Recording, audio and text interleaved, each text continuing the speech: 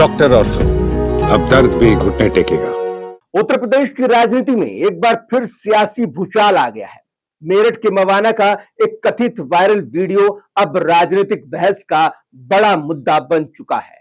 उत्तर प्रदेश सरकार में कैबिनेट मंत्री ओम प्रकाश राजभर ने समाजवादी पार्टी पर दलित नेताओं के अपमान का गंभीर आरोप लगाया है। राजभर का दावा है कि समाजवादी पार्टी के एक कार्यक्रम में दलित समाज से आने वाले एक पूर्व मंत्री और अन्य नेताओं के साथ मंच पर अभद्र व्यवहार किया गया। उन्होंने यहां तक आरोप लगाया कि कार्यक्रम में कहा गया कि ये यादवों की पार्टी का कार्यक्रम है। तो चलिए जानते हैं आखिर क्या है ये पूरा मामला, क्या वास्तव में ऐसा हुआ था और इस पूरे विवाद का उत्तर प्रदेश की राजनीति पर क्या असर पड़ सकता है। नमस्कार, मैं हूं अभिषेक सैनी और आप देख रहे हैं चैनल 4 न्यूज यूपी यूके। दरअसल उत्तर प्रदेश सरकार में कैबिनेट मंत्री और सुभाषपा के राष्ट्रीय अध्यक्ष ओम प्रकाश राजभर ने अपने आधिकारिक एक्स अकाउंट पर मेरठ के मवाना का एक कथित वायरल वीडियो को लेकर एक पोस्ट साझा किया, जिसमें उन्होंने दावा किया कि समाजवादी पार्टी के एक कार्यक्रम में दलित समाज का अपमान किया गया। वाईपी यानी यादववादी पार्टी दलितों का अपमान कैसे करती है, इस घटना से समझिए। मेरठ के मवाना में राजा बाबू उर्फ अखिलेश यादव जी की पार्टी के नेताओं और कार्यकर्ताओं ने एक सभा बुलाई। मंच सजा था, माला और माइक भी था, कुछ लोग भी थे। दलित समाज से आने वाले पूर्व मंत्री जो कि जाति से वाल्मीकि हैं, मंच की शोभा बढ़ाने की कोशिश कर रहे थे।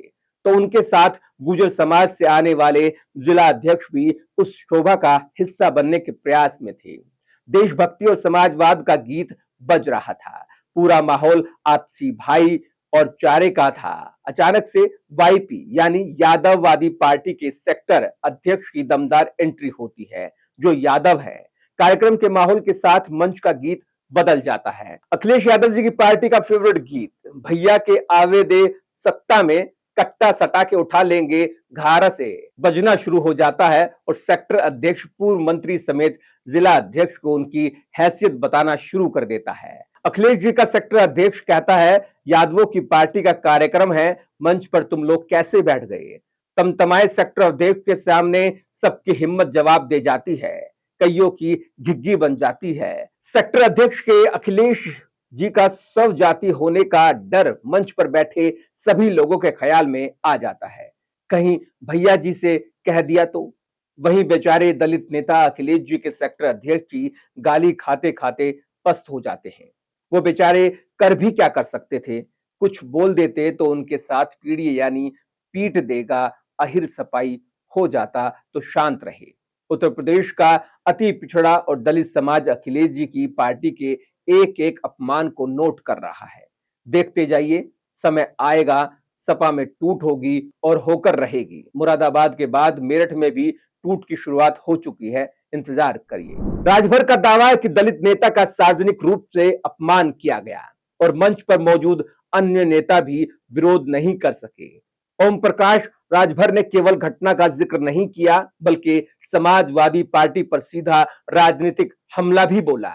उन्होंने कहा कि प्रदेश का दलित और पिछड़ा समाज इन घटनाओं को देख रहा है और आने वाले समय में इसका राजनीतिक असर जरूर दिखाई देगा। इतना ही नहीं, उन्होंने दावा किया कि मुरादाबाद के बाद अब मेरठ में भी समाजवादी पार्टी के भीतर असंतोष बढ़ रहा है और पार्टी में टूट की शुरुआत हो चुकी है। लेकिन यहां एक बड़ा तथ्य जानना जरूरी है। जिस वीडियो का हवाला देकर ये आरोप लगाए गए हैं, उसकी स्वतंत्र रूप से पुष्टि नहीं हुई है। यानी फिलहाल इस बात की पुष्टि नहीं की जा सकती कि वीडियो में जो दावा किया जा रहा है वो पूरी तरह सही है या नहीं। पत्रकारिता के लिहाज से किसी भी वायरल वीडियो को तब तक अंतिम सत्य नहीं माना जाता जब तक उसकी स्वतंत्र जांच या आधिकारिक पुष्टि ना हो जाए। खबर लिखे जाने तक समाजवादी पार्टी की ओर से इस पूरे मामले पर कोई आधिकारिक बयान सामने नहीं आया था। ऐसे में अब सभी की नजर इस बात पर टिकी है कि पार्टी इन आरोपों पर क्या जवाब देती है। अगर समाजवादी पार्टी अपनी सफाई देती है या इस मामले पर कोई आधिकारिक बयान जारी करती है तो राजनीतिक बहस और तेज हो सकती है। उत्तर प्रदेश की राजनीति में दलित, पिछड़ा और अति पिछड़ा वर्ग सबसे बड़ा चुनावी समीकरण माना जाता है। लगभग सभी राजनीतिक दल इन वर्गों के वोटों को अपने पक्ष में करने की कोशिश करते हैं। ओम प्रकाश राजभर लंबे समय से पिछड़े और अति पिछड़े वर्ग की राजनीति के बड़े चेहरे माने जाते हैं। दूसरी ओर समाजवादी पार्टी खुद को सामाजिक न्याय की राजनीति करने वाली पार्टी बताती रही है। ऐसे में अगर दलित नेताओं के अपमान जैसी कोई घटना सामने आती है तो उसका राजनीतिक असर होना तय माना जाता है। हालांकि यह भी उतना ही जरूरी है कि किसी भी आरोप की पुष्टि तथ्यों और जांच के आधार पर ही की जाए।